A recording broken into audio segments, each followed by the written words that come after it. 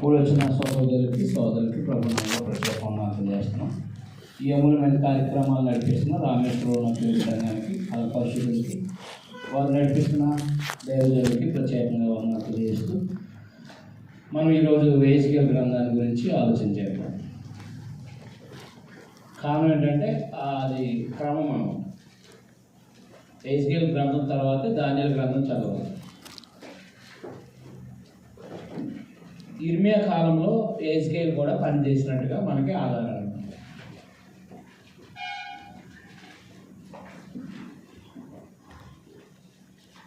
యెహెజ్కేల్ అంటే యెహోవా బలపరచును, ఇట్లా దేవుడు బలపరచును. అది యెహోవా అని ఉంది కానీ దేవుడు బలపరచు అది యెహోవా. వాళ్ళ యొక్క హీబ్రూ నామంలోనే ఈ పదానికి అర్థం ఉంటుంది అన్నమాట. ఏల్ అంటే దేవుడు, ఏజ్ అంటే బలపరచు, యెహెజ్కేల్ అంటే బలపరచును అనమాట. ఆ పదంలో అర్థం అనమాట. ఆవ్ రాహామ్ అని ఎలాగందో, ఆవ్ అంటే తండ్రి, ఆబ్ అంటే తండ్రి, ఆమ్ అంటే ప్రజలు, అబ్రహాం అంటే అనేక ప్రజలకి తండ్రి.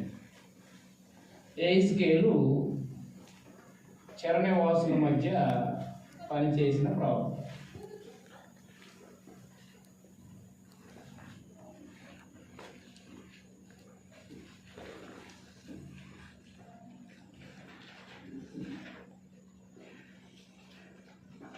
చరణవాసుల మధ్య పనిచేశారనమాట. ఈయన రెండవ రాజుల 25వ అధ్యాయంలో యెహోయాకీనుని తీసుకెళ్తున్న టైంలో ఆయన కూడా తీసుకెళ్ళిపోయారు.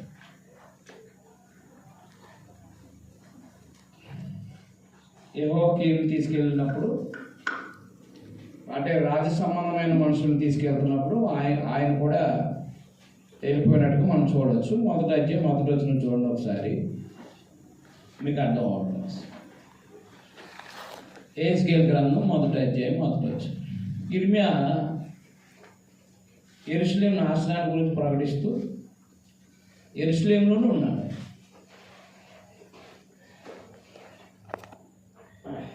యెరూషలేము నాశనమయ్యేంత వరకు.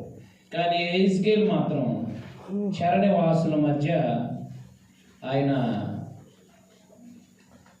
పని చేసినట్టుగా మనకు 1వ అధ్యాయం 1వ వచనమే తెలియపరుస్తుంది. చూడండి ఒకసారి. యెహెజ్కేలు గ్రంథం 1వ అధ్యాయం 1వ వచనం చూడండి ఒకసారి, చదవండి. 30వ సంవత్సరం 4వ నెల 5వ దినాన ఆ కేబార్ నది అంటే ఎక్కడుంది? బబులోను దేశం. అది చూడండి కరెక్ట్గా అక్కడ మనకి అంటే ఎక్కడ పనిచేశాడో మనకి వివరంగా ఉంది. చూడండి అక్కడే మొదటి వచనంలోనే చెరని వాసుల మధ్య కాపురం ఉంది. అది ఎవరు కుమారుడు అంటే ఆయన చెప్పాడు అక్కడ బోజీ కుమారుడు. 4వ చూడండి అక్కడ, కెబార్ నది ప్రదేశాన యెహోవాకు బోజీ కుమారుడైన యాజకుడు నగు యెహెజ్కేలునకు ప్రత్యక్షం కాగా. కాబట్టి అక్కడనే యెహోవా శ్లోకం మీదకి వచ్చింది అన్నాడు. చరణవాసుల మధ్య, చరణవాసులు అంటే మొదట చెరగా వెళ్ళిపోయిన వారి మధ్య ఆయన పనిచేశాడు. యెరూషలేములో ఆయన అక్కడ ఇర్మియా పనిచేస్తున్నాడు. చరణవాసుల మధ్య యెహెజ్కేలు పనిచేస్తున్నాడు. దానియేలేమో బబులోను సామ్రాజ్యం అనగా క్యాపిటల్ ముఖ్య పట్టణమైన ఆ రాజనగర్లో దానియేలు, శద్రకు, మెషకు, అబేద్నెగో అక్కడ ఉన్నారు. అక్కడ చరిత్ర అక్కడే జరుగుతుంది, ఇక్కడ చరిత్ర ఇక్కడే జరుగుతుంది. చరణవాసుల మధ్య యెరూషలేములో జరిగే చరిత్ర యెరూషలేములో జరుగుతుంది. అర్థమైనా? ఇర్మియా యోషియా కాలం నుంచి సిద్కియా కాలం వరకు పనిచేశాడు. అవునా? సిద్కియా కాలం దాకా పనిచేసినప్పుడు సిద్కియా కాలంలోనే కదా యెరూషలేము నాశనం అయింది. అయితే చెరగా ఎప్పుడు వెళ్ళారు? ఎవరి కాలంలో వెళ్ళిపోయారు? ఏ రాజు కాలంలో వెళ్ళిపోయారు ఆ బబులోను చెరకి? ఏ రాజు కాలంలో వెళ్ళిపోయారు? మీకు వివరించాను, నేను బోర్డు మీద వేసాను నేను ఆ రోజు. ఏ రాజు కాలంలో చెరలోకి వెళ్ళిపోయారంటే యెహోయాకీను కొన్యా, యెహోయాకీను కాలంలో చెరలోకి వెళ్ళిపోయారు. మేము ఒకసారి రండి, ఒకసారి రాజుల 2వ గ్రంథం 25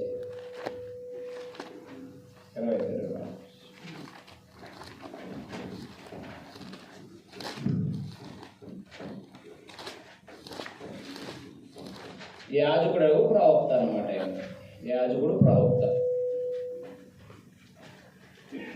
యాజకుడు ప్రవక్త.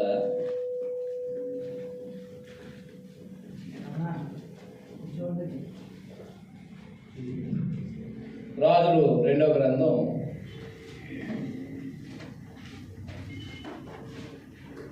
25 అధ్యాయం మొదలు చూడండి ఒకసారి.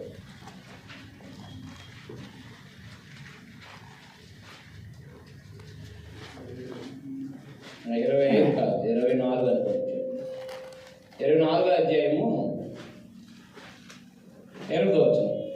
యెహోయాకీను ఏలన ఆరంభించినప్పుడు, యెహోయాకీము వేరు, ఆ తండ్రి యెహోయాకీము అంటే. యెహోయాకీను ఏలన ఆరంభించినప్పుడు 18 ఏళ్ల వాడే యెరూషలేము మీద 3 మాసములు ఏలిన.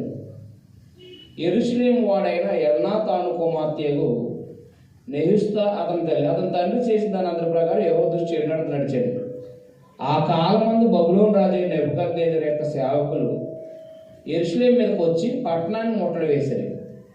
వారు పట్టణాన్ని ముట్టడి వేయుచుండగా బబులోను రాజు నెబుకద్నెజరు తానే దాని మీదకి వచ్చాడు. అప్పుడు యూదా రాజు అయిన యెహోయాకీనును అతని తల్లి, అతని సేవకుడు, అతని క్రింద అధిపతులను, అతని పరివారు బయలు వెళ్ళి బబులోను రాజు వద్దకు రాగా, బబులోను రాజు ఏలువాడు 8వ సంవత్సరం అతను పట్టుకుని మరియు అతను యెహోవా మందిరపు సన్నిధిలో ఉన్న పదార్థములను, రాజు ఖజానాలో ఉన్న సొమ్మును పట్టుకుని ఇశ్రాయేలు రాజైన సొలొమోను యెహోవా ఆలయమునకు చేయించిన బంగారు పురాణాన్ని యెహోవా సెలవిచ్చిన మార్చకును తొనకలుగా చేయించి ఎత్తుకుని పోయాను. అదిగాక అతడు దేశపు జనులు అతి భేదమైన వారు తప్ప మరెవరూ లేకుండా యెరూషలేము పట్టణం అంతట్లో ఉన్న అధిపతులను, పరాక్రమశాలను 10,000 మందిని, వీరుగాక కంసాల వారిని, కమ్మర వారిని చెర తీసుకుని పోయాను. అతడు యెహోయాకీను రాజు తల్లి, రాజు భార్య, అతని పరివారం దేశంలో గొప్పవారు చెరపట్టి యెరూషలేములోని బబులోను పురాన్ని తీసుకొని పోయాను. 7,000 మంది పరాక్రమశాలను, 1000 మంది కంసాల వారిని, కమ్మల వారిని, యుద్ధమందు తీరిన శక్తివంతులందరినీ బబులోను రాజు చెరపట్టి బబులోను పురానికి తీసుకుని వచ్చాను. మరియు బబులోను రాజు అతని పెద్ద మత్తనేకు సిద్కియా అని పేరు మారిపేరెట్టి అతనికి స్థానమందు రాజుగా నియమించాను. అర్థమైందా? కాబట్టి చెరగా వెళ్ళిపోయిన ప్రజల మధ్యన యెహెజ్కేలు పని చేసినట్టుగా మనకి అక్కడ అధ్యాయం మొదటి వచనంలోనే చెరనివాసుల మధ్య అన్నమాట. ఈ చెరనివాసుల మధ్య ఆయన పనిచేశారన్నమాట. చెరలోకి వెళ్ళినట్టుగా మనకి ఇంకా ఆధారాలు కీర్తనలు 137 కీర్తన, కీర్తనలు 137 కీర్తన. బబులోను నది మీద కూర్చొని ఉన్నప్పుడు మనము సియోనును జ్ఞాపకం చేసుకుని ఏడ్చుచుంటుంది. బబులోను నదుల వద్ద కూర్చున్నప్పుడు మనము సియోను జ్ఞాపకం చేసుకుని ఏడ్చుంటుంది. వాటి మధ్య నిర్బంధి చెట్లకు మన సితారాలు తగిలించింది. అతడు మనల్ని చెరగొన్న వారు ఒక కీర్తన పాడుడండి. మనల్ని బాధించిన వారు సియోను కీర్తనలో ఒక దాన్ని మాకు వినిపించడని మా వల్ల ఉల్లాసం కోరింది. వీళ్ళ బాధలో ఉంటే వాళ్ళేమో ఉల్లాసం కోరారంట, ఒక పాట పాడండి ఈ సియోను గీతాల్లో ఒక గీతం అని. యెరూషలేమా అనిల్ దేశంలో యెహోవా కీర్తన మనం ఎట్లు పాడుదును బాబాయ్, లేదు కదా భక్తి పనులు అయినట్టు. ఇక్కడ వచ్చిందే భక్తి అయినందుకు. నేను అంతేనా? వచ్చిన పనులే ఏంటి? వచ్చిన పనులే చేసిన భక్తిహీనమైన పనిని బట్టి చెరలో పోయిపెట్టాడు. అదే కదా, ధర్మశాస్త్రం మీరితేనే కదా చెరలోకి పెడతానన్నాడు ఆయన. ధర్మశాస్త్రం మీరితే మీరు తేని మీరు కాని మీరున్న మీ దేశం కానీ అన్ని దేశంలోనే పంపిస్తానని చెప్పాడు ఆయన. వీళ్ళు వచ్చి ఏమన్నారంటే అన్ని దేశంలో యెహోవా కీర్తన మనం ఎట్లు పాడుదాం, యెరూషలేమా నిన్ను మరిచిన ఎలా, అరే ఇల్లు ఎప్పుడు తెలిసింది వాళ్ళకి? ఎంతమంది ప్రాప్తులు వచ్చి అదైనా మీరు జీవితాలు మార్చుకోండి, మీ ప్రవర్తన సరి చేసుకోండి, ధర్మశాస్త్రం వైపు తిరగండి, ధర్మశాస్త్రాన్ని అనుసరించండి. అదైందా? కాబట్టి ధర్మశాస్త్రం వైపు మీ హృదయాన్ని శుద్ధి చేసుకోండి అని ఎంతోమంది ప్రవక్తలు వచ్చాయి. ఎంతోమంది ప్రవక్తలు వచ్చి చెప్తుంటే పట్టుకుంటారా లోపలేసేయండిరా ఇలాంటి మాటలు వస్తున్నారు చూడండి. మనం మాటలతో కొడదామని ఇరిమేయాలి. మీకు అర్థమైందా? కనీసం చెవికి వినిపించిన హృదయాల్లోకి వెళ్ళనివ్వలేదండి, మారలేదు. అలాంటి మారలేని జనము ఎప్పుడైతే అన్యుల దేశంలోకి వెళ్ళారో వెంటనే యెరూషలేము జ్ఞాపకం వచ్చిందా? మీకు అర్థమవుతుందా? యెరూషలేమా నేను నిన్ను మరిచిన ఎలా నా కుడి చేయికి తన నేర్పు మరచును కాక. కుడి చేయి అసలు పని మర్చిపోద్దా? పని కుడి చేతితోనే చేస్తాం కదా ఎక్కువ.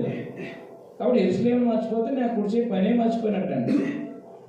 నేను నిన్ను జ్ఞాపకం చేసుకున్నాను కొననేళ్ళ నా ముఖ్య సంతోషము కంటే నేను యెరూషలేమును హెచ్చుగా ఎంచనేళ్ళ నా నాలుగు నా అంగిటికి అంటుకోను గాక.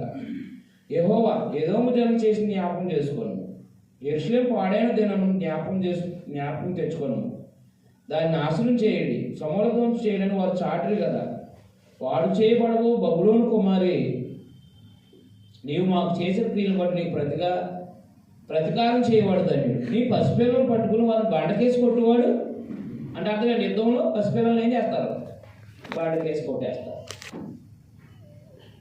కాబట్టి మమ్మల్ని చెరలో పెట్టావు కదా బబులోన, నీ పసిపిల్లలు బండకేసి కొట్టారు.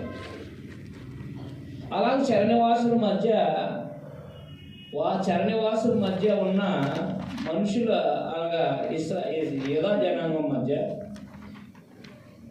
ఆయన యెహెజ్కేలు పనిచేశారు. జ్ఞాపకం వచ్చేస్తున్నది యెరూషలేము అత్తమానం. ఏది అత్తోరింటికి అమ్మాయి వచ్చిన వెంటనే ఏం జ్ఞాపకం వస్తుంది వాళ్ళకి? మీ ఇంటికి మీ భార్య వచ్చిందండి, వచ్చిన తర్వాత ఆ ఇల్లు ఆవిడ కాదు ప్రస్తుతానికి కొత్తగా వచ్చింది. ఇప్పుడు మాట ఎవరికేమో వస్తుంది ఇల్లు వస్తుందా రాదా? కానీ ఇక్కడే ఉండాల, వచ్చింది కాడే ఉండాలి. వీళ్ళు కూడా ఇక్కడే ఉండాలి 70 సంవత్సరాలు. వీళ్ళు అలా కాకుండా సితారాలు నిర్బంధ సీట్లు తగిలించి మనం యెరూషలేము మర్చిపోతే మన కుడిసి మన పనే మర్చిపోయినట్టుగా. అన్యుల దేశంలో కీర్తన పాడమంటున్నాడు. ఎక్కడ పాడతాం అని చెప్పేసి వీళ్ళు కూడా హృదయాన్ని కఠినం చేసుకుని యెరూషలేముకి వెళ్ళిపోతాం చూస్తున్నారు. మీకు అర్థమైందా? ఆ యెరూషలేముకి వెళ్ళిపోవడానికి చూస్తుంటే యెరూషలేము ఎప్పుడు వెళ్ళిపోతామా అని అబద్ధ బోధకుల ప్రభావం వాళ్ళ మీద ఉంది. 3 సంవత్సరాల్లో ఒకరు వచ్చేస్తారని చెప్పాడుగా అనన్య 20 గ్రంథంలో. ఆ ప్రభావం వీళ్ళ మీద ఉండి కఠినులైపోతే ఎవరి మాట వినండి. హృదయాన్ని కఠినం చేసుకుంటే ఎవరి మాట కూడా వినరు. అంటే దేవుడి మాట కూడా వినరు, చచ్చిపోవడానికి కానీ సిద్ధపడతారు. అలా హృదయం కఠినం చేసుకుని ఉండిపోతే యెహెజ్కేలుని దేవుడు అంటే యాజకుడు ప్లస్ ఆయన యాజకుడుగా పనిచేస్తున్న సమయంలో ఆ ప్రజల మధ్యన ఆయన ప్రవక్త లేకపోతే కావలవాడిగా నియమించబడ్డాడు. 3:16 అండర్లైన్ చేసుకోండి. అది కావలవాడు నియమించబడి తన భార్యతో కూడా ఆయన అక్కడికి వెళ్ళిపోయాడు. భార్యతో కూడా చెరలోకి వెళ్ళిపోయాడు. ఈ చరణివాసుల మధ్య ఆయన ఉంటే దేవుడు దర్శనంలో ఆయన దర్శనం ద్వారా పిలిచి ఏర్పాటు చేసుకుని నేను ఇశ్రాయేలుకి కావలవాడిగా నియమిస్తున్నానని చెప్పేసి ఆయన్ని నియమించాడు. ఇశ్రాయేలుకి కావలవాడిగా నియమిస్తున్నానని చెప్పి నియమించాడు. 3:16 అండర్లైన్ చేసుకోవాలి.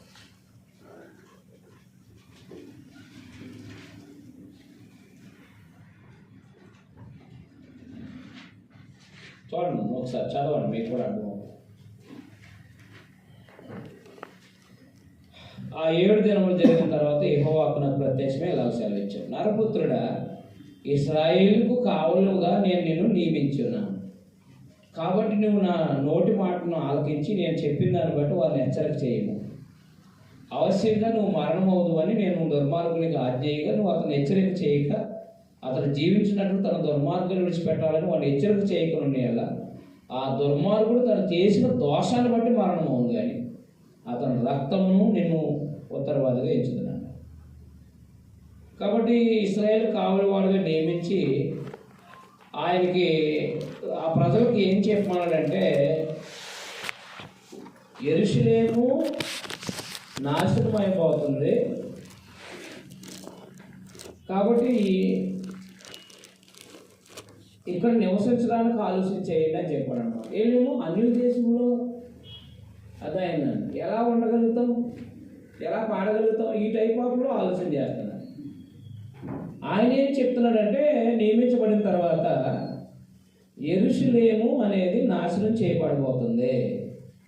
యెరూషలేము అనేది ఏమవుతుంది? నాశనం చేయబడబోతుంది అని చెప్పాడు అన్నమాట. 4వ అధ్యాయంలో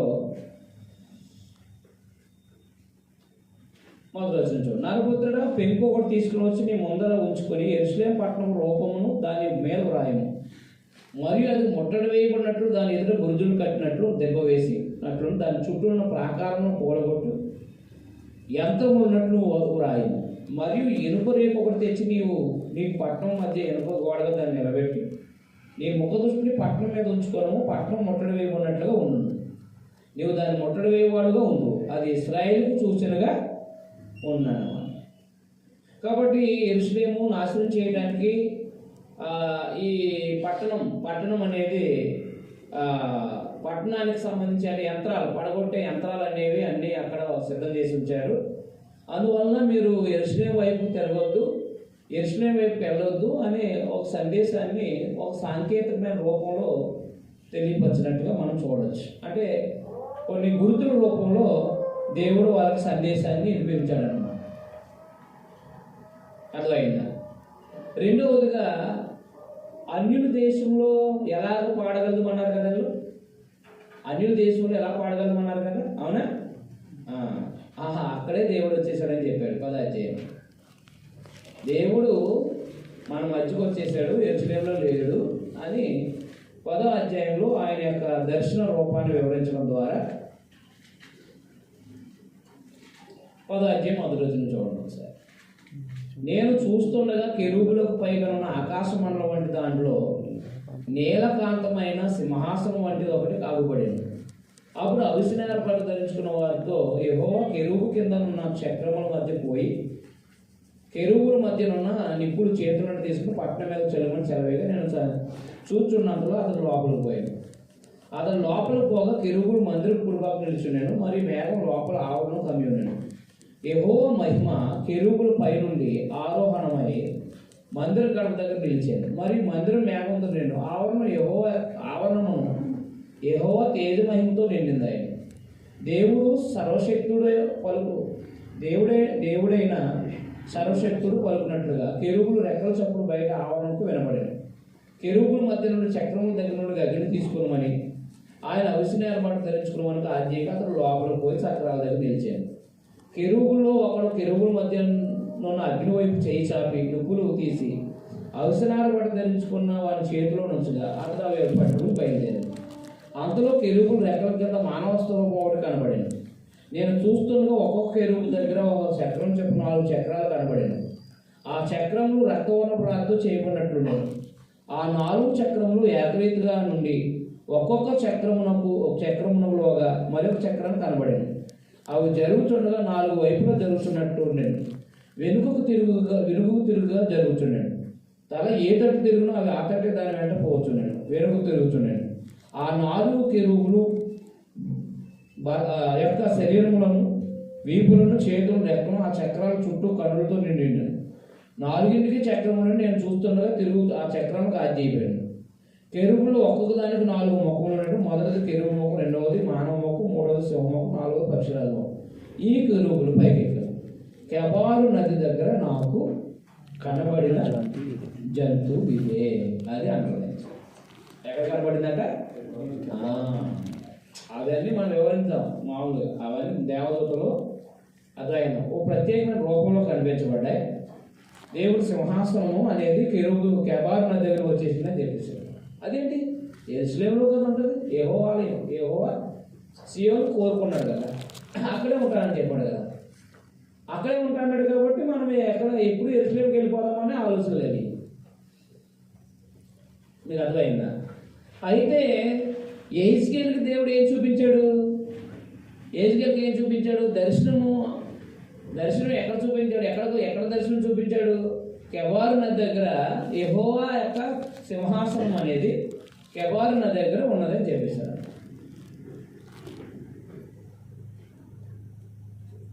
అర్థమైందా? దేవుని యొక్క సింహాసనం ఎక్కడికి వచ్చేసింది? కెబారు నది దగ్గర. అంటే ఎవరి దగ్గర ఉన్నాడు దేవుడు? చరణవాసుల మధ్య ఉన్నాడు. చరణవాసులు దేని వైపు చూస్తున్నారు? యెరూషలేము వైపు చూస్తున్నారు. యెరూషలేమా నేను మర్చిపోతే మా కుడి చేయ తన పని మర్చిపోను కాక. అంటే కుడి చేయ పని మర్చిపోద్ది అంటే నేను మర్చిపోను. మేము యెరూషలేముని మర్చిపో 70 సంవత్సరాలు అని చెప్పేశారు అనమాట. మర్చిపో 70 సంవత్సరాలు. ఎందుకంటే ఇప్పుడే చెప్పాడు కదా 70 సంవత్సరాలు చెరలోకి వెళ్తారని. కాబట్టి ఇక్కడే ఉండండి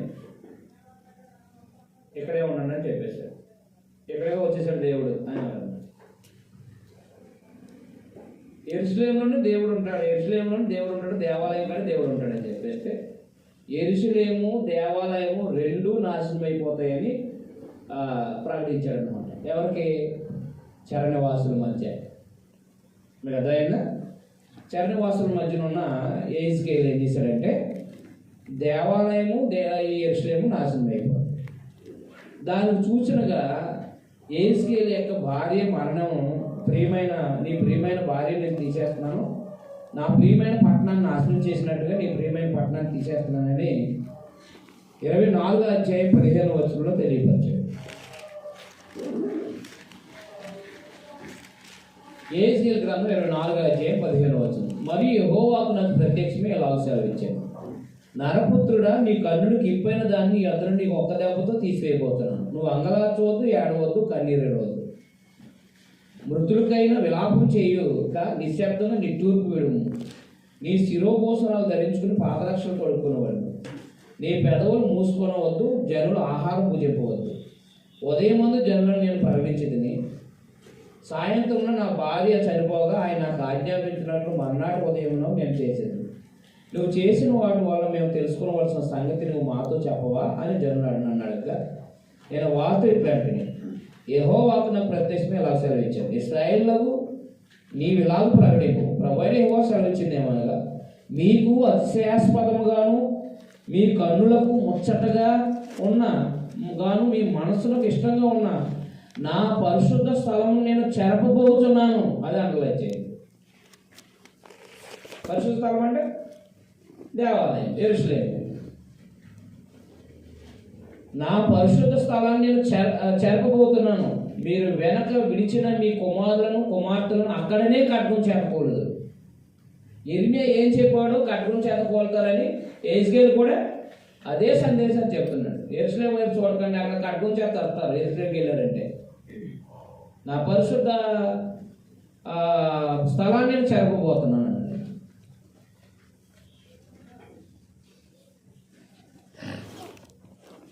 కాబట్టి యెహెజ్కేలు చరణవాసుల మధ్య యాజకుడే ఉండి ప్రవక్తగా దేవుడు ఏమైతే బోధించాడో, ఏవైతే తెలియజేయమన్నాడో ఆ సంగతులను వారికి తెలియపరిచాడు అన్నమాట. ఎందుకంటే ఈ పని పాట లేకోకుండా ఎంతసేపు యెరూషలేము వైపే చూస్తూ ఉంటే, ఇక్కడేమో వ్యవసాయం చేయకపోతే భోజనం ఎక్కడి నుంచి వస్తుంది, ఇక్కడేమో ఇల్లు కట్టకపోతే ఎలా సురక్షితంగా ఉంటారు పిల్లలు, వివాహాలు వయసుకు వచ్చినట్టు వాళ్ళకి వివాహాలు చేయకపోతే మళ్ళా పాడైపోయే అవకాశాలు ఉంటాయి. ఏది ఇక్కడున్న ప్రజలు పాడైపోయే అవకాశాలు ఉంటాయి. అందుకని ఇరిమే చెప్పాడు కదా, ఇల్లు కట్టుకోండి, తోటలు నాటుకోండి, మీ పిల్లలకి, మీ కుమార్తెలు, మీ కుమారులకి వివాహాలు చేయండి అని చెప్పాడు కదా. చెప్పాడా చెప్పలేదా? దాన్ని బలపరుస్తున్నాడు అన్నమాట. దాన్ని ఎహెజ్కేలు ఏం చేస్తున్నాడు? కాబట్టి ఎహెజ్కేలు కూడా ఎవరి వయసులో అక్కడ యెరూషలేములో ప్రవక్తల యొక్క సందేశము ఆయన మీద ప్రభావం చూపించి ఉండొచ్చు. అదైనా అలా దేవుడు ఏర్పాటు చేసుకున్నాడు కాబట్టి ఆ ప్రజలకి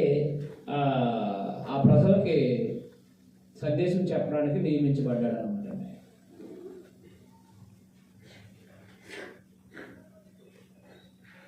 అర్థమైనా అర్థం కాలేదా?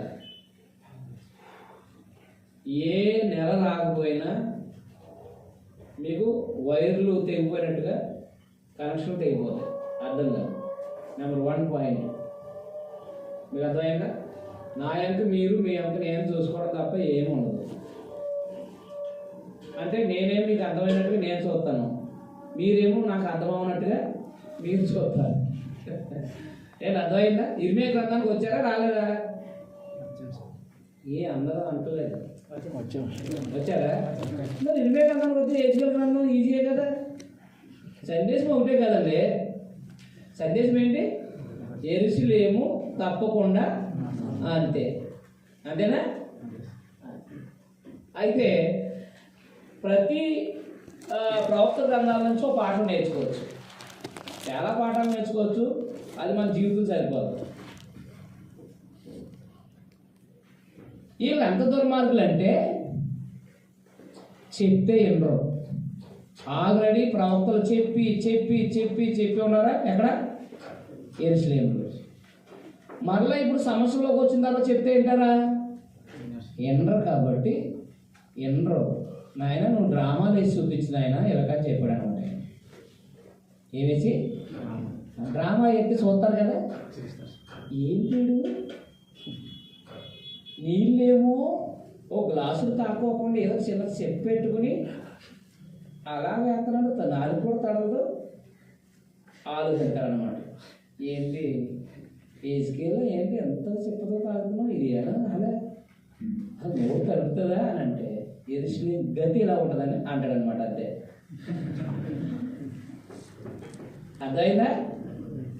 ఇప్పుడు వీళ్ళకి యెరూషలేము వైపు చూస్తున్న వాళ్ళకి యెరూషలేము నాశనం అయిపోద్ది అని అంటే ఆల్రెడీ ఇన్నొచ్చారు అక్కడ. ఇర్మియా అలాగే చెప్పాడు, నువ్వు మొదలయ్యావా? అలాంటి హృదయ కఠినమైన వాళ్ళు అనమాట. అందుకని ఏం చెప్పాడంటే ఇలాగా ఒకసారి పడుకుని నీ పక్కన ఒకటి గేట్ కింద పెట్టుకుని రేపు అవతల యెరూషలేము బొమ్మలు వేసి దాన్ని అంతా అలాగే చూస్తూ ఉండమన్నాడు దేవుడు. 4వ అధ్యాయం ఇందా చదవాలి కదా. అప్పుడు సందేశం వినరు కదా, సందేశం వినరు కదా, చరణి వాసన మధ్య ఉన్నాడు. ఇప్పుడు వెళ్తా ఉన్నవాడు విచిత్రంగా ఏదైనా ఒక కార్యక్రమం చేస్తున్నప్పుడు మనం కూడా ఆగి చూడాలని పెద్దది. అంతేనా? అలాగే ఎంత మూర్ఖుడైనా ఈ డ్రామా చూడాలని పెద్దది. ఏంటి ఇలా చేస్తున్నాడని. కాబట్టి దగ్గరకు వచ్చి అడుగుతారు, ఏంటి ఆ బొమ్మ ఏంటి, ఈ రేఖ ఏంటి అని అడుగుతారు అన్నమాట. ఈ బొమ్మలు ఏమో మిషన్లో, అదే బొమ్మ అంటే గీతలు గీసాడు అంతే. మీకు అర్థమైందా? ఆయన ఏం చేశాడంటే ఇలా ఒకటి అడ్డరేఖ కింద వేసి యెరూషలేము బొమ్మలు వేసాడు, దేవాలయం బొమ్మలు వేసాడు. మీకు అర్థమైందా? యంత్రాలు వేసాడు, పూలు చేసే యంత్రాలు వేసాడు. వేసి రండి ఇలా రండి అని చెప్తే యంత్రాల్లో దాన్ని అంతా అలాగే చూస్తారనమాట. మీకు అర్థమైనా అర్థమలేదా? అప్పుడు ఈ దుర్మార్గులు ఏం చేస్తారంటే వచ్చి ఏం చేస్తావు నువ్వు, ఆ బొమ్మలు ఏంటి అన్నమాట. ఈ బొమ్మలు యెరూషలేము నాశనం చేయడానికి యంత్రాలు. ఇది దేవాలయం, ఇది యెరూషలేము, యెరూషలేము, ఇది దేవాలయం. ఈ యంత్రాలు దీన్ని పూజ చేస్తాయి అని దేవుడు చెప్తున్నాడు కూడా అన్నమాట. అర్థమైనా అర్థమలేదా? ఎందుకో చెప్పాడు, ముందే చెప్పాడు ఆయన. ప్రజల స్వభావం ముందే చెప్పాడు ఆయన. ఈ జనం ఎన్న జనం అని దేవుడు ముందే చెప్పాడు. మొదటి 2వ అధ్యాయం ఏదో బ్రహ్మదల్లి చెట్లు అంటారు. అందువలన ఇలాంటి కఠినులకి డ్రామాలు వేసి మనకేం అవసరం లేదు సమా. క్రైస్తవులు అంటే ఇలాంటి కఠినులు ఎవరు ఉండరు. అదైనా మనమేమీ అలా చేయాల్సిన అవసరం లేదు. వీళ్ళు పాపం పరిపక్వమైపోయి అంటే వీళ్ళు ఇంకా వాళ్ళ యొక్క మాట వినని స్వభావంలోకి వెళ్ళిపోయారు అనమాట. మన ప్రభునందున్న వాళ్ళు అయితే వాక్యం వింటారు, వాక్యం విని కఠినంగా ఉన్నారనుకోండి, దేవుడు 4 అందుకుంటాడు బయట. ఏది రోడ్డు మీద వెళ్తున్నప్పుడు లేకపోతే ఇంటికాడ ఉన్నప్పుడు ఒకటి అందుకుంటాడు, సరే అయిపోయి పరిగెత్తుకు వచ్చేస్తాడు ఆదివారం. కాబట్టి ఇబ్బంది ఉండదు, వీళ్ళ కోసం యాక్షన్ ఎక్కలేదు మనం. మీకు అర్థమైందా? అదనమాట. కొంతమంది బొమ్మల్లా వింటూ ఉంటారు అంతే, మారరు, అలా చూస్తారు అంతే. సంఘంలో కూడా సందేశం అలా వింటారు అంతే. చాలా బాధ వేస్తూ ఉంటుంది. అయితే ఏదో ఒక రోజుని పరిగెట్టే రోజు ఉంటుంది వాళ్ళకి. ఏ పరిగెట్టే రోజు? ఏం పరిగెట్టే రోజు? ఏంటి పరిగెట్టేది? నాయనా తండ్రి, నాయనా తండ్రి, నాయనా తండ్రి అని ఇంకా అర్థమాను మాట్లాడే ఓ రోజు ఉంటుంది. అప్పుడు ఇదంతా జ్ఞాపకం అవుతుంది సందేశం. అప్పుడు ఏం చేస్తారు మన వాళ్ళు? మారతారు. ఎందుకంటే దేవుడు భయపడతాను. ఇప్పుడు దేవుడు ఉన్నాడనే కదా ప్రభులోకి వచ్చారు. అందువల్ల మనకి మన స్థానిక సంఘాల్లో మాత్రం ఇలాంటి డ్రామాలు వేసి చూపించాల్సిన అవసరం లేదు. సందేశం వినపడుతుంది, సందేశం వినడానికి బ్రతకకపోతే దేవుడు ఒకటి అందుకుంటా ఉంటాడు, ఎందుకంటే తండ్రి కాబట్టి. అందుకని వాక్యం వినిపించడం మన ధర్మం. మారటం అనేది ఎప్పుడోకప్పుడు జరుగుతుంది. అంటే కొన్ని విషయాల్లో కఠినం చేసుకున్నా తర్వాత వాళ్ళు మారుతూ ఉంటారు. మనం మాత్రం వేయాల్సిన లేదు. కాకపోతే ఈ జనం ఎలాంటిదంటే చెప్పి చెప్పి చెప్పి ఉన్నారు అక్కడ ప్రవక్తలు వినేశారా, ఇంకా వాళ్ళు ఇంకా వినరు అనమాట. ఇంకా వినని స్వభావం కలిగినట్టు వాళ్ళు. ఎలాంటి స్వభావం కలిగినట్టు వాళ్ళు అంటే, ఇప్పుడు శిక్షకు ఖరారైన వాళ్ళు ఏం చేస్తారు? అర్థమైందా? కాబట్టి వీళ్ళు వినని స్వభావం కలిగిన వాళ్ళు కాబట్టి వాళ్ళ స్వభావాన్ని గురించి ముందు మాట్లాడాడు ఆయన. చెప్పాడనమాట, బోధించే ఆయనకి. ఇప్పుడు నాకు కూడా ఇప్పుడు ఉదాహరణకు మేము అందరూ ఎక్కడైనా వాక్యం చెప్పడానికి వెళ్తే వీళ్ళందరూ సామాన్యులని లేకపోతే అన్యజనుల నుంచి కొత్తగా రక్షణ పొందిన వాళ్ళు అండి, కాబట్టి వీళ్ళకి అవసరమైన సందేశం చెప్పండి అని చెప్తారు. అవునా? అంటే ముందు ఏం చెప్పారు? వాళ్ళు అన్యజనుల నుండి రక్షించబడిన వాళ్ళ లేకపోతే రక్షించబడి ఒక 20-30 సంవత్సరాలు ఎదిగిన వాళ్ళ అనేది చెప్తే దాన్ని బట్టి ఒక సందేశాన్ని సువార్తికుడు ఏం చేసుకుంటాడు? తయారు చేసుకుంటాడు. అవునా కాదా? అలాగే దేవుడు ఎజ్కేలు కూడా ఏం చేశాడంటే ప్రజల లాంటి వాళ్ళు చెప్పాడు అనమాట. నరపుత్రుడా, 2వ అధ్యాయం మొదటి నుంచి నువ్వు చక్కగా నిలబడు, నేను నీతో మాట్లాడాలని. ఆయన నాతో మాట్లాడినప్పుడు నా ఆత్మ నాలోనికి వచ్చి నన్ను నిలబెట్టాను. అప్పుడు నాతో మాట్లాడిన వాడి స్వరం ఏంటని ఆయన నాతో ఇట్లా, నరపుత్రుడా, నా మీద తిరుగుబాటు చేసిన జనుల ఎద్దకు, ఇశ్రాయేలు ఎద్దకు నేను పంపుతున్నాను. దేవుని మీదకే తిరుగుబాటు చేసిన వాళ్ళ దగ్గర పంపిస్తున్నాడంట ఆయన. అంటే ఇశ్రాయేలీయులు దేవుని మీద తిరుగుబాటు చేసిన వాడు మనల్ని ఎవరైనా పట్టించుకుంటాడు? అసలు కనపడతాడా? ఎజ్కేలు కనపడ. ఇశ్రాయేలు నేను పంపుతున్నాను, వారు వారి పితరులు నేటి వారు నా మీద తిరుగుబాటు చేసిన వారు సిగ్గుమాలిన వారు. ఒకటి ప్రజల స్వభావం ఏంటాడు? సిగ్గుమాలినోడు అంటే అర్థమేంటి తెలుసా? ఒరే వెళ్ళిపోరా బాబు గుమ్మంలోంచా, నీకేం ఎక్కండ్రా అని చెప్పినా సరే అక్కడే నుంచుంటాడు. నీకు అర్థమైందా అర్థమలేదా? బాబు కొంచెం ధర్మం చేయండి అయ్యా అని అన్నాడు అనుకో, నీ దగ్గర నుంచి వెళ్తాడు, నీ దగ్గర డబ్బులు లేకపోయినా కానీ. నువ్వు ఎన్నన్నా సరే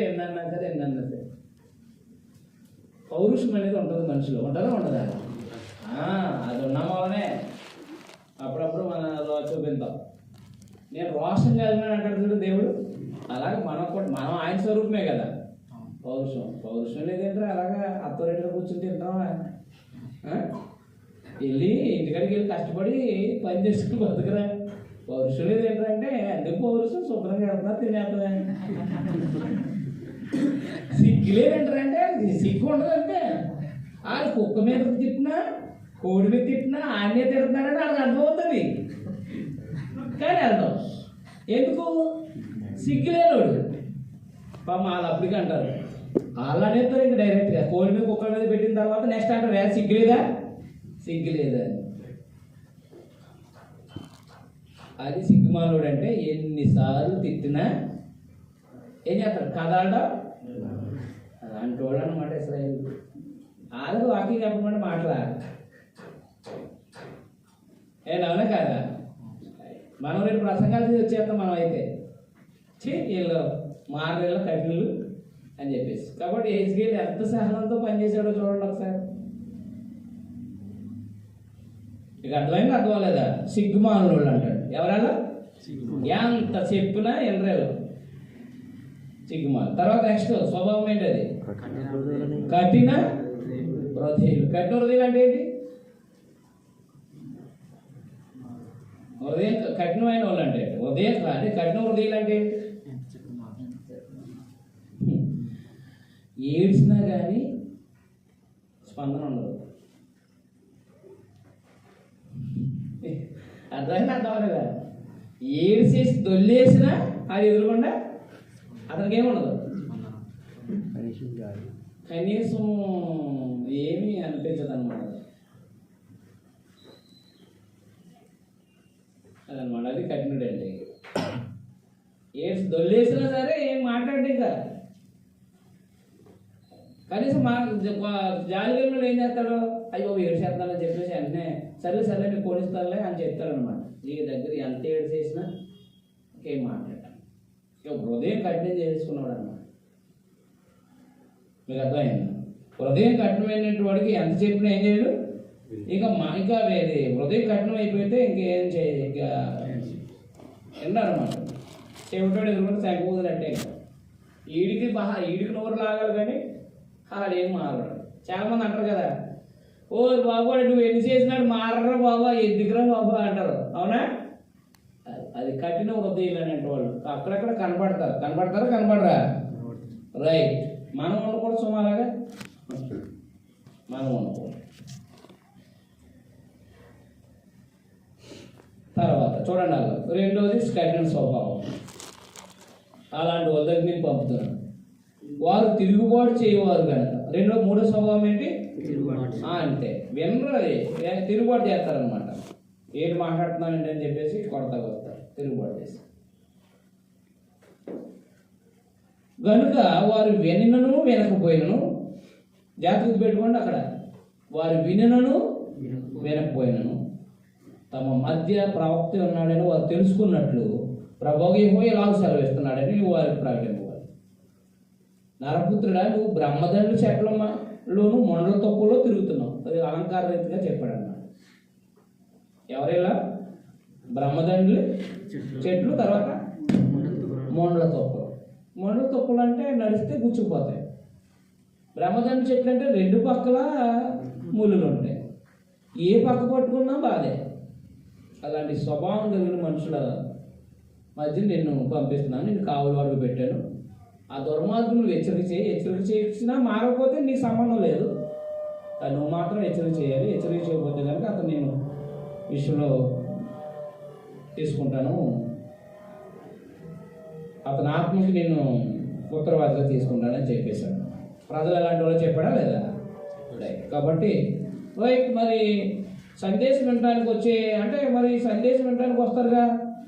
మరి సందేశం వినడానికి వస్తున్నప్పుడు చాలా భక్తి పరులున్నట్టుగా కనపడవచ్చు కదా. అదైనా భక్తి పరులున్నట్టు వారుగా వస్తారు కదా. మరి అలాంటి ప్రజలు అలాంటి స్వభావం కలిగినట్టు వారు అన్నమాట. కాబట్టి 33వ అధ్యాయంలో ఆ స్వభావాన్ని మళ్ళీ వాళ్ళ స్వభావాన్ని ఇక్కడ కనపరిచాడు అన్నమాట. కాబట్టి పనిని ఏం బోధించాలో ఆయన చెప్పాడు, ఏం బోధించాలో చెప్పాడు. 2 ప్రజలు ఎలాంటి వాళ్ళో చెప్పాడు, ప్రజల స్వభావాలు లాంటివి చెప్పాడు, ఎలాంటి సంకేతకాలతో బోధించాలో చెప్పాడు. అర్థమైందా? అది 33వ అధ్యాయము 30 వచనం. మరియు నరపుత్రుడా, నీ జనులు గోడ దగ్గర ఇంటి ద్వారంలో నిలవబడి నిన్ను కూర్చి మాట్లాడతారు. ఒకరినొకరు చూసి పోదాం రండి. గోడ దగ్గర మాట్లాడుకునంటే ఒకసారి ఆ దగ్గరికి వెళ్దాం అనుకున్నారు. యెహోవా యొద్ద నుండి బయలుదేరి మాట ఎట్టుతో చూతుము రండి అని చెప్పుకొంటున్నారు. నా జనులు రాదగిన విధముగా వారిని ఎదుకు వచ్చి నా జనులైనట్టుగా నీ ఎదురు కూర్చోండి. దేవుని జనులు అంటే దేవుని యొక్క మాటలు వినేవాడు కదా. వీళ్ళు జనులైనట్టుగా, జనులే కానీ దేవుని జనులైనట్టుగా కూర్చోండి, నీ మాటలు విందురు కానీ వాటిని అనుసరించి ప్రవర్తించరు. వారి నోటితో ఎంతో ప్రేమ కనపరచుదురు కానీ వారి హృదయము లాభమును అపేక్షిస్తున్నాను. కాబట్టి ఎలాగంటే రైట్ నీ దగ్గరకు వచ్చేసరికి జనం అనుకుని నా ప్రజలు అనుకుంటావేమో, నా ప్రజలుగా ఉండరు, నా ప్రజలు అయినట్టుగా ఉంటారు తప్ప వింటారు, అస్సలు ప్రవర్తించాలని చెప్పేసి. అంటే ఇప్పుడు ఏం చేయాలన్నమాట, ఆయన ఉత్తరవాదిగా ఉండకుండా, అలాగే దేవుడు కూడా తన సందేశము యెరూషలేము నాశనమయ్యేంత వరకు అదైందా ఆయన సందేశాన్ని వినిపింపజేస్తూ ఉంటాడు అన్నమాట. అంటే దేవుడు న్యాయవంతుడండి. దేవుడు ఎవరు? న్యాయవంతుడు. అందుకనే ఎక్కువగా యెహెజ్కేలు గ్రంథంలో ఇంచుమించు ఒక 50 సార్లు 60 సార్లు ఉంటుంది, నేను యెహోవానైనాను వారు తెలుసుకుంటారు. అదనమాట. యెరూషలేము నాశనం అయితే వారు యెహోవానైనా ఉన్నానని తెలుసుకుంటారు. యెరూషలేము నాశనం అయితే వారు యెహోవానైనా ఉన్నానని తెలుసుకుంటారు. వారి క్రియల ఫలం వారు అనుభవిస్తున్నప్పుడు వారు నేను యెహోవానైనా ఉన్నానని వారు తెలుసుకుంటారు. వారిని చెర నుంచి రప్పించినప్పుడు నేను యెహోవానైనా ఉన్నానని వారు తెలుసుకుంటారు. అదైనా ఇలాంటి మాటలు ఎక్కువ సార్లు మనకి గ్రంథంలో కనిపిస్తూ ఉంటాయి. అందుకని చరణవాసుల మధ్యన దేవుడు యెహెజ్కేలుని ప్రవక్తగా నియమించి ప్రజల స్వభావాన్ని తెలియపరిచి సాంకేతికమైన రూపంలో, అనగా ఒక అర్థవంతమైన అంటే ఒక గుర్తుల రూపంలో సందేశాన్ని బోధించమని తెలియపరిచారనమాట. బోధించమని తెలియజేశారు. సందేశం ఏంటి అని అంటే 1 నుంచి 24 అధ్యాయాల వరకు సందేశం ఏంటంటే దేవుడు తిరిగి తీసుకొచ్చే వరకు, అంటే ముఖ్య ఉద్దేశం అనమాట, దేవుడు చెర నుండి తిరిగి తీసుకొచ్చే వరకు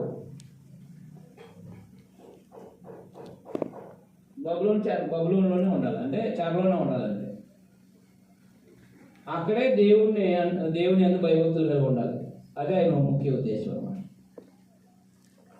చెరువుని తిరిగి తీసుకొచ్చేంత వరకు కూడా అక్కడే ఉండాలన్నమాట. సందేశము 1 నుంచి 24 అధ్యాయాల వరకు యెరూషలేము తప్పకుండా నాశనం అవుతుంది అన్నమాట. సందేశం ఏంటంటే, అంటే 1 నుంచి కాదు, క్షమించి 4 నుంచి వేసుకోండి. 1 నుంచి 3 అధ్యాయాల వరకు ప్రవక్త యొక్క పరిచయం, అంటే ప్రవక్త ప్రజల గురించిన పరిచయం అని రాసుకోండి. ప్రవక్త ప్రజల గురించిన పరిచయం అంటే ప్రవక్తని పరిచయం చేశాడు, తర్వాత ప్రజల గురించి ప్రజల స్వభావాల గురించి పరిచయం చేశాడు. ఈ 4 నుంచి 24 అధ్యాయాల వరకు యెరూషలేము తప్పకుండా నాశనం అవుతుందని తెలియపరిచాడు. అందుకనే 24 అధ్యాయంలో ఆమె యెహెజ్కేలు భార్య చనిపోవడం, యెరూషలేము నాశనం అవ్వడం. యెరూషలేము తప్పకుండా నాశనం అవ్వడం. 25 నుంచి అన్ని దేశాలకు సంబంధించిన ప్రవచనాలు. ఒకసారి 25 అధ్యాయానికి రండి. మీరు సింపుల్ 1 నుంచి 3 అధ్యాయుల ప్రవక్త ప్రజల గురించి పరిచయం. 4 నుంచి 24 అధ్యాయాలు. 24 అధ్యాయం చూపించాను కదా, యెరూషలేము నాశనం అయిపోతుంది, ప్రియమైన పట్టణాన్ని తీసేస్తున్నా అన్నాడు కదా. అక్కడ 39 అధ్యాయము ఇర్మియా గ్రంథం. మీరు 24 అధ్యాయం కూడా ఇర్మియా గ్రంథం 39 అధ్యాయం రాసుకోండి. ఎందుకు? యెరూషలేము నాశనం అయింది అక్కడ. ఇది ఇర్మియా గ్రంథం 39 అధ్యాయంలో యెరూషలేము నాశనం అయిపోయింది. మనం ఇర్మియా గ్రంథం చదివినప్పుడు చూసాం. మీకు అర్థమైందా? యెరూషలేము నాశనం అయింది. ఆ యెరూషలేము నాశనం అయింది ఎక్కడ, ఏ టైంలో అంటే యెహెజ్కేలు భార్య చనిపోయిన టైంలో ఇక్కడ యెరూషలేము నాశనం అయింది. కాబట్టి అది 24 అధ్యాయము 39 అధ్యాయము 2 కలిపి చదవడం వల్ల ఒక అవగాహన ఏర్పడుతుంది అనమాట. కాబట్టి యెరూషలేము తప్పకుండా నాశనం అవుతుందని చెప్పి 24 అధ్యాయులు యెరూషలేము ఏమైంది? నాశనమైంది. అంతవరకు ఆ గుర్తుల భాష సంకేతమైన రూపంలో యెరూషలేము నాశనం అవుతుంది. కారణం ఏంటంటే వారి యొక్క ప్రవర్తన, చెడు ప్రవర్తన, వారి విగ్రహారాధన, వారి చెడు ప్రవర్తన బట్టి నాశనం అవుతుందని సందేశం చెప్పుకుంటూ వచ్చాడు. ఎవరు? 25 అధ్యాయం చూడండి ఒకసారి.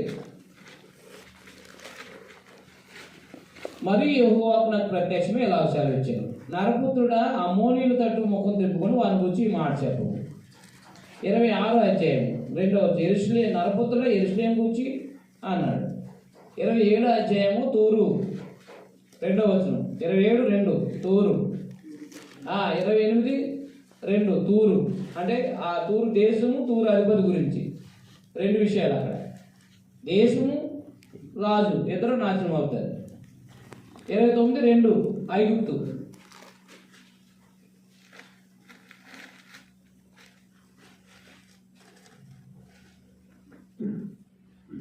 30-31 అధ్యాయాలు ఐగుప్తు 2వ వచనం.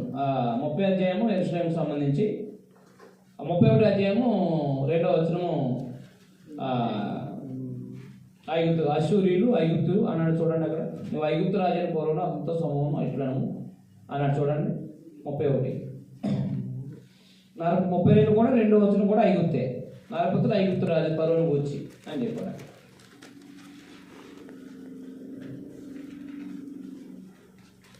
అప్పుడు 32 వరకు కూడా అన్ని దేశాలకు సంబంధించిన ప్రవచనాలను రాసుకోవాలి. అన్ని దేశాలకు వ్యతిరేకమైన హెచ్చరికలను రాసుకోవాలి. అన్ని దేశాలకి వ్యతిరేకమైన దేవుని హెచ్చరికలను రాసుకోవాలి.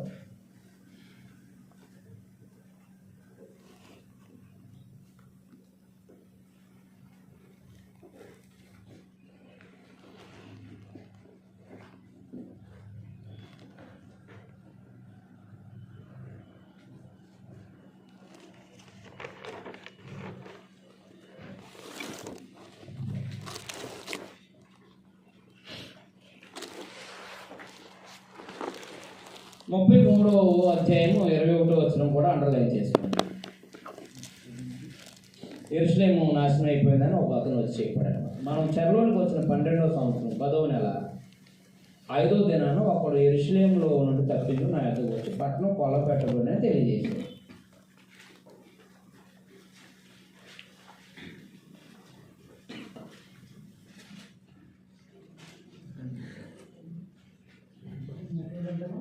ముప్పై 21 వచ్చింది.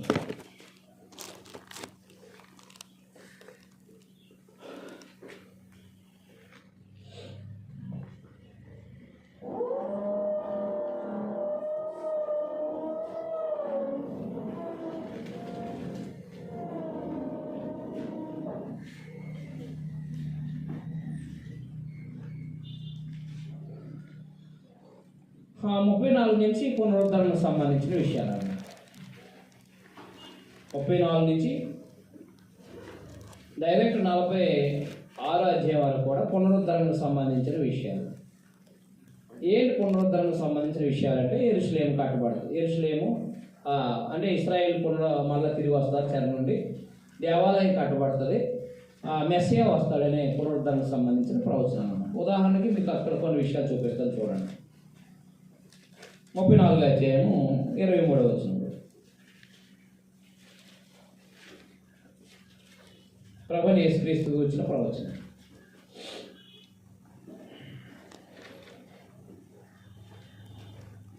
నా గొర్రెలు ఇక దోపుడు కాకుండా 22 క్షమించి గొర్రెకును మధ్య తీర్పు తెచ్చి నేను వాటిని రక్షించాను.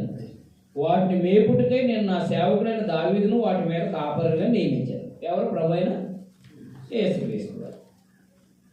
అతను వాటి కాపరిగా ఉండి వాటిని మేపును అన్నమాట. అందుకని నేను గొర్రెలు మంచి కాపరిని. ఎక్కడ? యోహాను సువార్త 10వ అధ్యాయం. అంటే ఇశ్రాయేల్ జనాంగం తిరిగి వస్తేనే కదా. ఇప్పుడు అనిల్ దేశంలో ఉంటే మొత్తం నాశనం అయిపోతారు. తిరిగి వస్తేనే కదా మెస్సియా రావాల్సి వస్తుంది. తిరిగి రాకుండా కలిసిపోతే ఎక్కడ వస్తారు? కాబట్టి మళ్ళా తిరిగి వచ్చే కార్యక్రమాలని ఏర్పాటు చేశాడు. కాబట్టి దేవుడు ఏం చెప్పాడంటే ఇక మళ్ళా దావీదుని రాజుగా ఏర్పాటు చేస్తానని చెప్పాడు అన్నమాట. దావీదుని రాజుగా ఏర్పాటు చేస్తానని చెప్పాడు. అందుకని ఇశ్రాయేలీయులు తిరిగి వస్తారని చెప్పేసి 37వ అధ్యాయంలో ఎండిన ఎముకల లోయ పునరుద్ధరణకు సంబంధించిన విషయాలు ఇవి.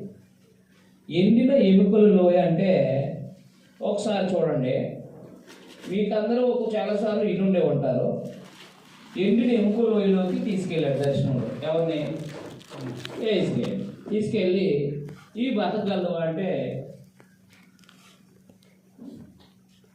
ఏమన్నా నేను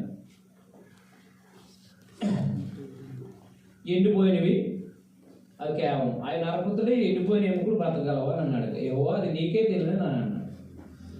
అప్పుడు దేవుడు వెంటనే ఆ ఎముకలు అతకబడి మాంసం అచ్చబడి వాళ్ళు ఏమయ్యారంటే మా ఎముకలు ఎండిన ఎముకలు మనుషులుగా అయ్యారన్నమాట, జీవాత్మలు అయ్యారు.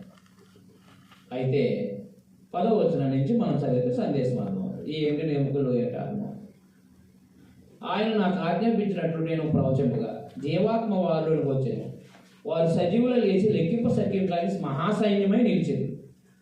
అప్పుడు ఆయన నాతో ఇట్లా నరపుతుడా ఈ ఎముకలు ఇశ్రాయేల్ అందరూ సూచిస్తున్నాయి. అది అండర్లైన్ చేయండి.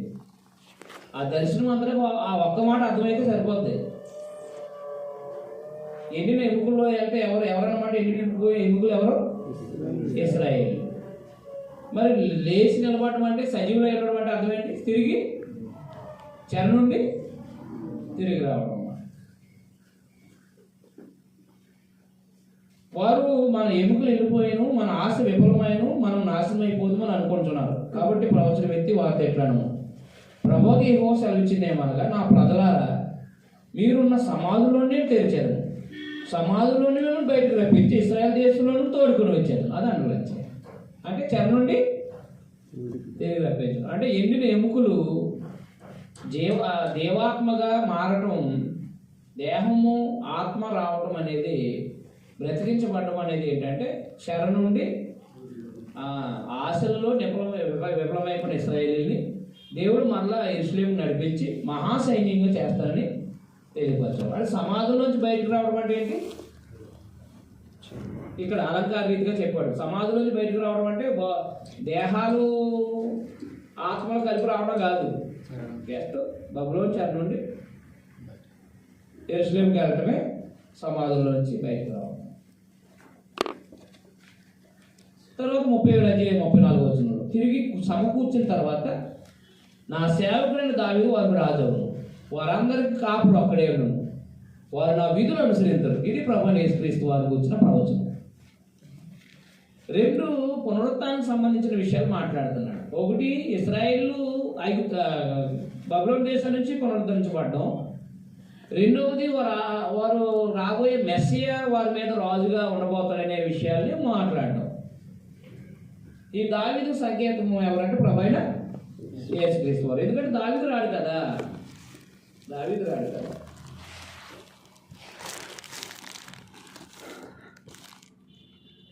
25వ వచనంలో మీ పితరులు నివసించిన నా సేవకులను యాకోబును నేను ఇచ్చిన దేశంలో వారు నివసించరు, వారి పిల్లలు అక్కడ నిత్యము నివసించరు.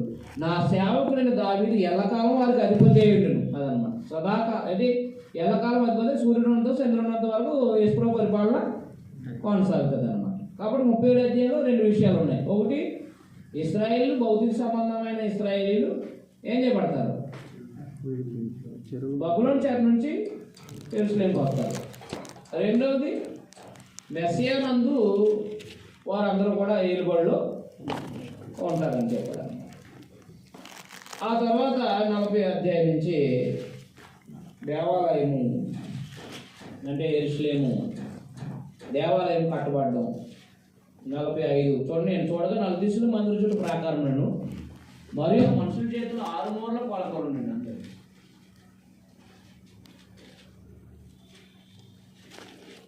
ఇలాగ మళ్ళీ దేవాలయం కట్టబడుతుంది, యెరూషలేము కట్టబడుతుంది. యథావిధిగా మళ్ళా అది జరగబోయేవన్నీ కూడా ముందుగానే చూపించేశారు అన్నమాట.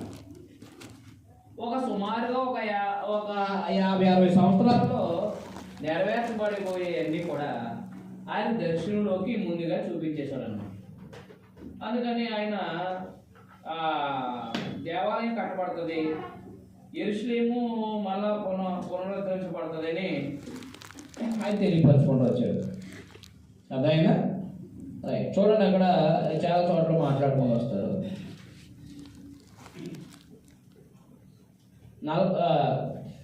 45వ అధ్యాయము, మీరు చీట్లు వేసి దేశాన్ని విభాగించినప్పుడు భూమిలో ఒక భాగం ప్రతిష్టాపన యెహోవాకు ప్రతిష్ఠించాలి. దానికి 25,000 కొలకరలు విడివి 10,000 కొలకరలు వెడల్పు ఉండాలి అన్నాడు. అంటే దేవాలయం కట్టబడుతుందని చెప్పాడు, రెండవది మళ్ళా ఎవరి భూములు వాళ్ళకి విభాగించబడతాయని చెప్పుకొచ్చేసాడు. అర్థమైందా?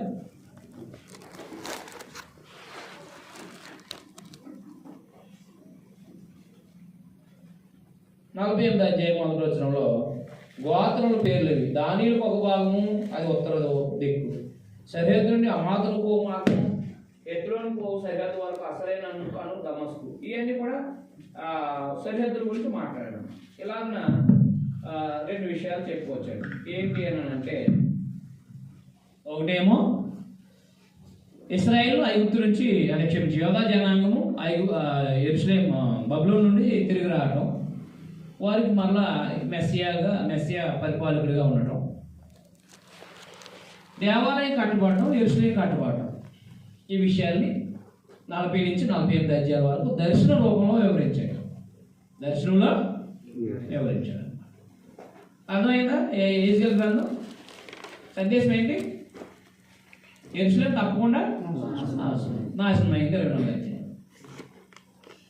అన్ని దేశాల గురించిన ప్రవచనాలు. అన్ని దేశాలు ఏ దేశం ఎందుకు నాశనం అవబోతుందో వాళ్ళ పాపాన్ని బట్టి దేవుడు హెచ్చరిక చేశాడు. మనం కొన్ని అధ్యాయాలు చదవం. అందుకు మనం అన్ని దేశాలు తీసేసి మిగతా అధ్యాయాలు మనం చదువుతాం. ఎందుకంటే అన్ని దేశాలు చదివితే అర్థమైపోతుంది. అది వేరే దేశాలకు సంబంధించినది. కాబట్టి మనము యోధా చరిత్ర చదువుపోతున్నాం కాబట్టి యోధా చరిత్రకు సంబంధించిన విషయాలు మనకు తెలియాలి. ఇంచుమించు 34వ అధ్యాయం నుంచి 48వ అధ్యాయం వరకు కూడా ఇశ్రాయేలు తిరిగి పునరుద్ధరించబడతారు. అంటే తిరిగి చెర నుంచి వస్తారు. మెస్సియా వాళ్ళ మీద పరిపాలకుడిగా ఉంటాడు. అదైనా దేవాలయం కట్టబడుతుంది. మళ్ళా భూమి అనేది ఎవరి భూమి వాళ్ళకి తిరిగి ఇప్పించబడుతుంది అని చెప్పేసి వాళ్ళకి తెలియజేయడం జరిగింది అనమాట. అంటే ఇప్పుడు చరణివాసుల మధ్యకి ఆదరణ కాదా? అదైనా చరణివాసులు అక్కడ నిలబడడానికి యెరూషలేం వైపు చూడొద్దు అన్నాడు. రెండోదేమో కంగారు పడకండి, దేవుడు మళ్ళా యెరూషలేంను పునరుద్ధరిస్తాడు, మనల్ని అందరినీ తిరిగి నడిపిస్తాడు, మనకు మెస్సియా రాబోతాడు, అందరికీ పరిపాలన ఆయన అందరినీ ప్రయాణం ఏలుబడి చేయబోతాడని చెప్పేసి వాళ్ళ ఆదరించే మాటలు నేను తెలియపరచాడు. అది విషయం.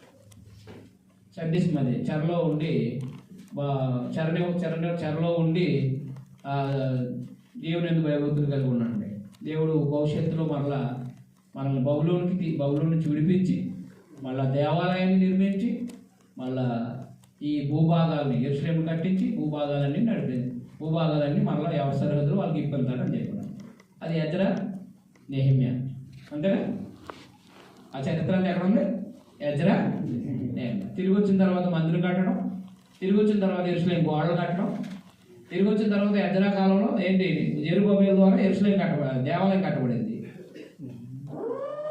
నెహెమ్యా కాలంలో యెరూషలేం గోడలు కట్టబడ్డాయి.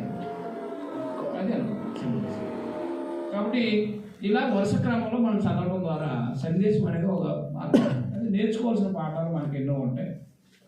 ఆ విషయాలు మనం ఆలోచించుకుంటూ పోవాలి. అంటే దేవుడు తన ప్రజలు విడిచిపెట్టడు కదా. పాపం చేసినట్టు వాళ్ళని కూడా విడిచిపెట్టడు. దేనికి? శిక్షించకుండా. పాపం చేసినట్టు వాళ్ళని కూడా విడిచిపెట్టడు. దేని విషయంలో? శిక్షించే విషయంలో. మారు మనసు పొందితే దేవుడు మరలా తిరిగి వారిని పునరుద్ధరిస్తారన్నమాట. అది యెహెజ్కేలు గ్రంథం 18వ అధ్యాయం చదవలేదు కదా మనం, అవునా కదా? అది ఇంపార్టెంటే కాదా? ఎందుకని? పాపం చేసిన వాడే మరణిస్తాడు. పాపం చేసిన వాడే మరణిస్తాడు. అయితే దుష్టుడు మరణం నందుకు నాకు ఏమాత్రం సంతోషం లేదు. వారి ప్రవర్తన దిగులు బ్రతికితే నా సంతోషం. అంటే వాడు దుష్టత్వాన్ని బట్టి చనిపోతున్నాడు తప్ప అది నాకు సంతోషమైంది కాదు. బ్రతుకు మార్చుకోవడమే నాకు సంతోషం. కాబట్టి అలాంటి సందేశాలు మీరు కూడా మనల్ని హెచ్చరిస్తాయి, ఆదరిస్తాయి. బ్రేక్ తీసుకున్న తర్వాత మనం అధ్యాయం చదువుతాం.